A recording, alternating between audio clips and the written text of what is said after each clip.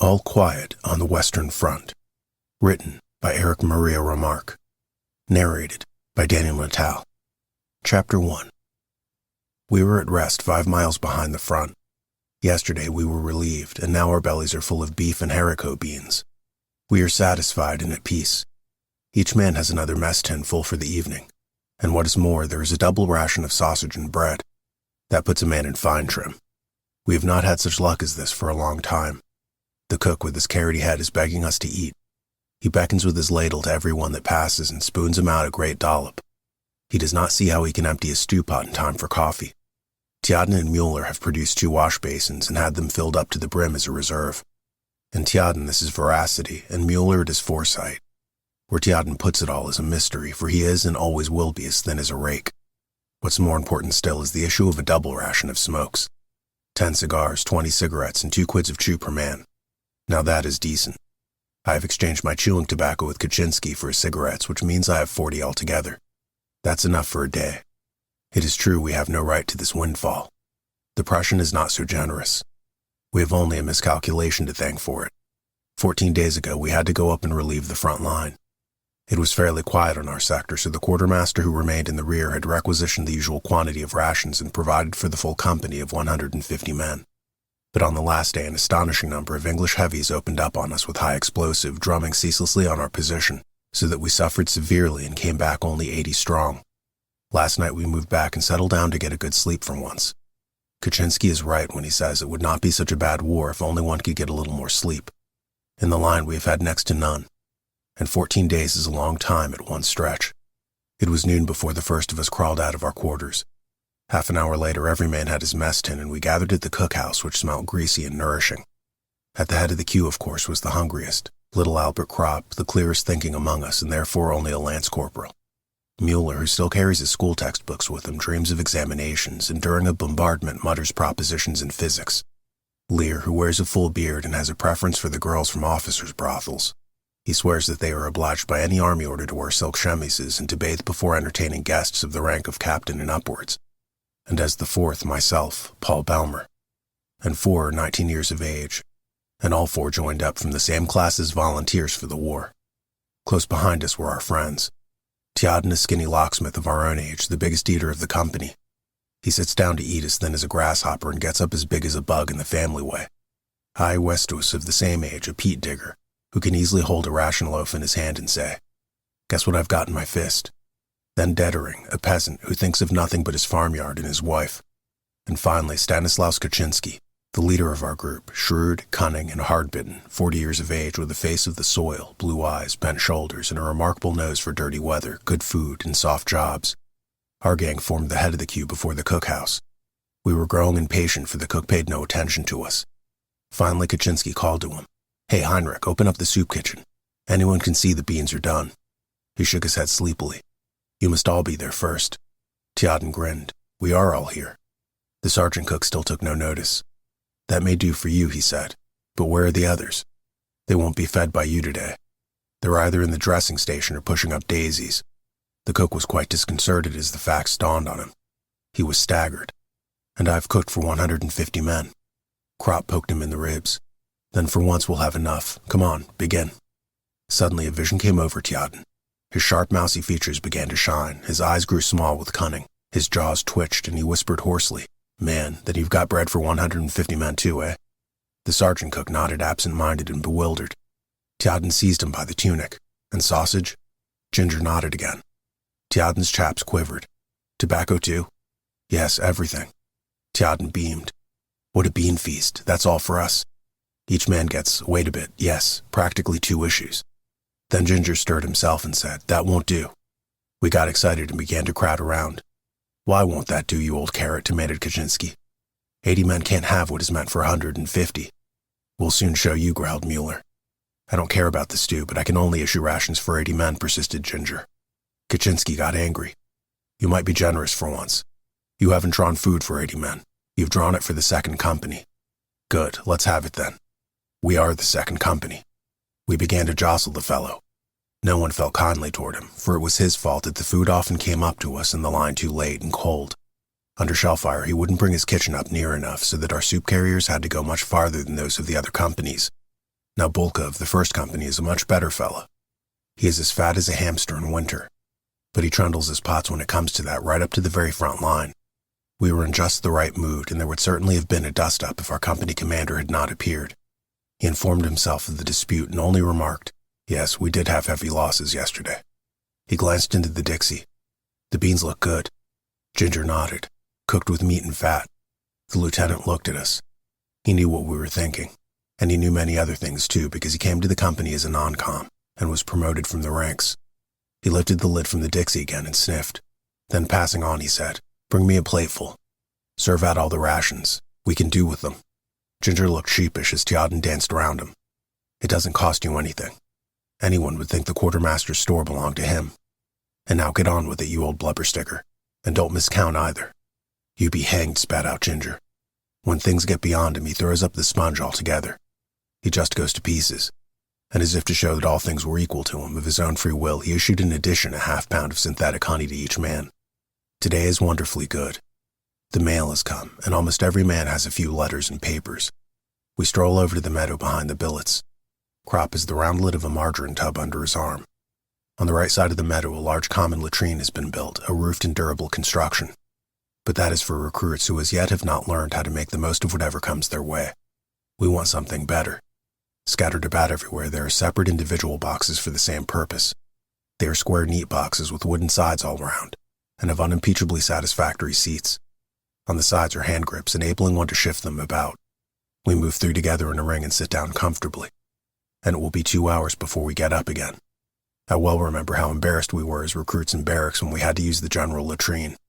There were no doors, and 20 men sat side by side as in a railway carriage, so that they could be reviewed all at one glance, for soldiers must always be under supervision. Since then we have learned better than to be shy about such trifling immodesties. In time, things far worse than that came easy to us. Here in the open air, though, the business is entirely a pleasure. I no longer understand why we should always have shied at these things before. They are, in fact, just as natural as eating and drinking. We might perhaps have paid no particular attention to them had they not figured so large in our experience, nor been such novelties to our minds. To the old hands they had long been a mere matter of course. The soldier is on friendlier terms than any other men with his stomach and intestines. 3/4 of his vocabulary is derived from these regions, and they give an intimate flavor to expressions of his greatest joy as well as of his deepest indignation. It is impossible to express oneself in any other way so clearly and pithily. Our families and our teachers will be shocked when we go home, but it is here the universal language. Enforced publicity has in our eyes restored the character of complete innocence to all these things. More than that, they are so much a matter of course that their comfortable performance is fully as much enjoyed as the playing of a safe top running flush. Not for nothing was the word latrine room invented. These places are the regimental gossip shops and common rooms. We feel ourselves for the first time better off than in any palatial white-tiled convenience. There it can only be hygiene. Here it is beautiful. These are wonderfully carefree hours. Over us is the blue sky. On the horizon float the bright yellow sunlit observation balloons, and the many little white clouds of the anti-aircraft shells. Often they rise in a sheaf as they follow after an airman.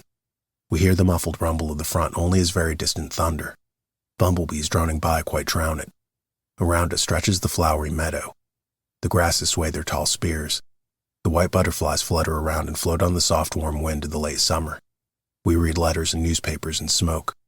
We take off our caps and lay them down beside us. The wind plays with our hair. It plays with our words and thoughts. The 3 boxes stand in the midst of the glowing red field poppies.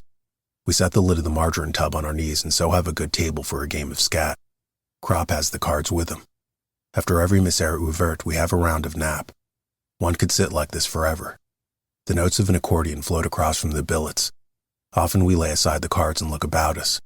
One of us will say, "Well, boys," or "It was a near thing that time," and for a moment we fall silent. There is in each of us a feeling of constraint. We are all sensible of it. It needs no words to communicate it. It might easily have happened that we should not be sitting here on our boxes today. It came damn near to that. And so everything is new and brave, red poppies and good food, cigarettes and summer breeze. Krop asks, "Anyone seen Kemmerich lately?" "He's up at St. John's," I tell him. Mueller explains that he has a flesh wound in his thigh, a good blighty.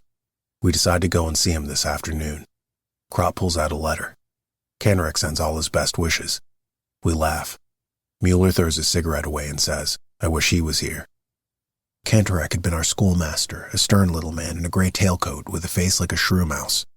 He was about the same size as Corporal Himmelstoss, the terror of Klosterberg. It is very queer that the unhappiness of the world is so often brought on by small men. They are so much more energetic and uncompromising than the big fellas. I have always taken good care to keep out of sections with small company commanders. They were mostly confounded little martinets. During drill time, Cantorek gave us long lectures until the whole of our class went under his shepherding to the district commandant and volunteered. I can see him now as he used to glare at us through his spectacles and say in a moving voice, "Won't you join up, comrades?" These teachers always carry their feelings ready in their waistcoat pockets and trot them out by the hour. But we didn't think of that then. There was indeed one of us who hesitated and did not want to fall into line. That was Joseph Bem, a plump, homely fellow. But he did allow himself to be persuaded, otherwise he would have been ostracized. And perhaps more of us thought as he did, but no one could very well stand out, because at that time even one's parents were ready with the word coward. No one had the vaguest idea what we were in for. The wisest were just the poor and simple people. They knew the war to be a misfortune, whereas those who were better off and should have been able to see more clearly what the consequences would be were beside themselves with joy. Kaczynski said that was a result of their upbringing. It made them stupid. And what Katz said he had thought about. Strange to say, Bem was one of the first to fall. He got hit in the eye during an attack, and we left him lying for dead. We couldn't bring him with us because we had to come back helter-skelter. In the afternoon, suddenly we heard him call and saw him crawling about in no man's land. He had only been knocked unconscious. Because he could not see and was mad with pain, he failed to keep under cover, and so was shot down before anyone could go and fetch him in. Naturally, we couldn't blame Cantorek for this. Where would the world be if one brought every man to book? There were thousands of Cantorecks, all of whom were convinced that they were acting for the best, in a way that cost them nothing. And that is why they let us down so badly. For us lads of 18, they ought to have been mediators and guides to the world of maturity, of the world of work, of duty, of culture, of progress, to the future. We often made fun of them and played jokes on them, but in our hearts we trusted them. The idea of authority which they represented was associated in our minds with a greater insight and a more humane wisdom. But the first death we saw shattered this belief. We had to recognize that our generation was more to be trusted than theirs. They surpassed us only in phrases and in cleverness. The first bombardment showed us our mistake, and under it, the world as they had taught it to us broke in pieces. While they continued to write and talk, we saw the wounded and dying. While they taught that duty to one's country is the greatest thing, we already knew that the death throes are stronger. And for all that, we were no mutineers, no deserters, no cowards. They were very free with all these expressions. We loved our country as much as they. We went courageously into every action. But also we distinguished the false from the true, we had suddenly learned to see. And we saw that there was nothing of their world left. We were all at once terribly alone. And alone we must see it through. Before going over to see Kemmerich, we pack up his things. He will need them on the way back. In the dressing station there is great activity. It reeks as ever of carbolic, pus, and sweat. We were accustomed to a good deal in the billets, but this makes us feel faint. We ask for Kemmerich. He lies in a large room and receives us with feeble expressions of joy and helpless agitation. While he was unconscious, someone had stolen his watch. Mueller shakes his head. I always told you that nobody should carry as good a watch as that. Mueller is rather crude and tactless, otherwise he would hold his tongue. For anybody could see that Kemmerich will never come out of this place again. Whether he finds his watch or not will make no difference. At the most, one will only be able to send it to his people. How goes it, Franz? Asks Kropp. Kemmerich's head sinks. Not so bad, but I have such a damp pain in my foot. We look at his bed covering. His leg lies under a wire basket. The bed covering arches over it. I kick Mueller on the shin, for he is just about to tell Kemmerich what the orderlies told us outside, that Kemmerich lost his foot. The leg is amputated. He looks ghastly, yellow and wan. In his face there are already the strained lines that we know so well. We have seen them now hundreds of times. They are not so much lines as marks. Under the skin the life no longer pulses. It has already pressed out the boundaries of the body. Death is working through from within. It already has command in the eyes. Here lies our comrade, Kemmerich, who a little while ago was roasting horseflesh with us and squatting in the shell holes. He it is still, and yet it is not he any longer. His features have become uncertain and faint, like a photographic plate from which two pictures have been taken. Even his voice sounds like ashes. I think of the time when we went away.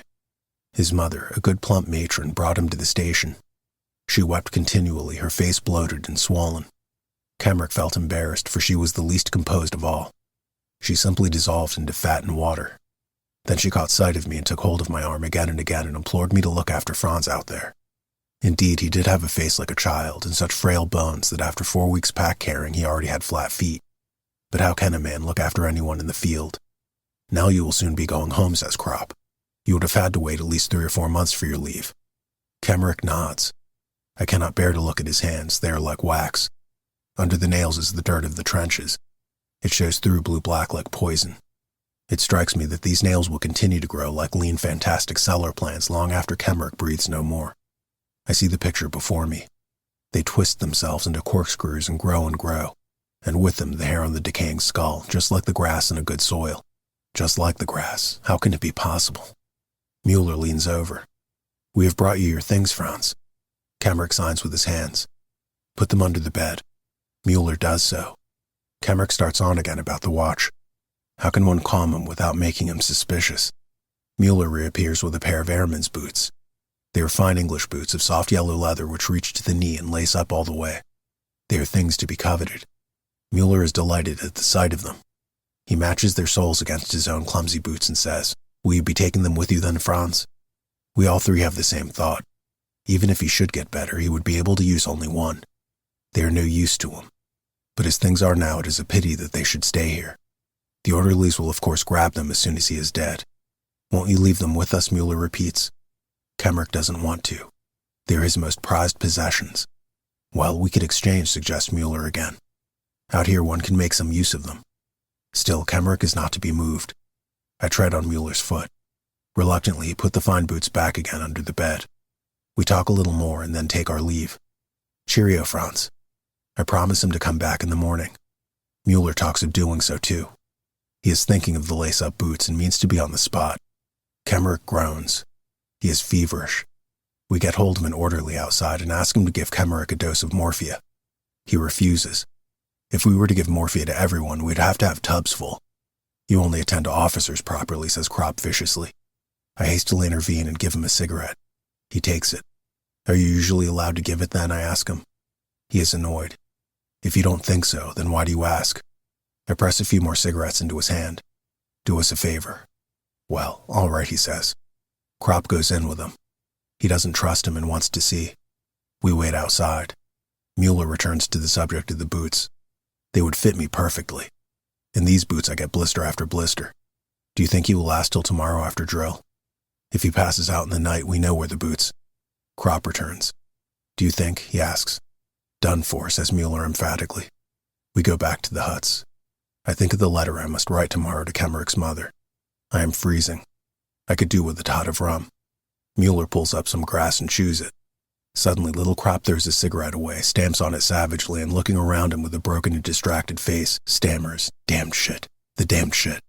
We talk on for a long time. Krop has calmed himself. We understand. He saw red. Out here, every man gets like that sometime. What has Kantorek written to you? Mueller asks him. He laughs. We are the Iron Youth. We all three smile bitterly. Krop rails. He is glad that he can speak. Yes, that's the way they think, these 100,000 Kantoreks. Iron Youth. Youth. We are none of us more than 20 years old. But young, youth, that is long ago. We are old folk.